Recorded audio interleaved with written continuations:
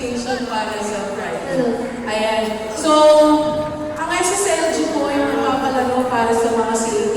Alam niyo naman na ang katuwang ng SSLG at iba pa organization ay ang CAT. So, isa lang to sa aming pagbibigay na balik no, sa pagtulong ninyo sa lahat ng programa na sinasagawa sa eskwela.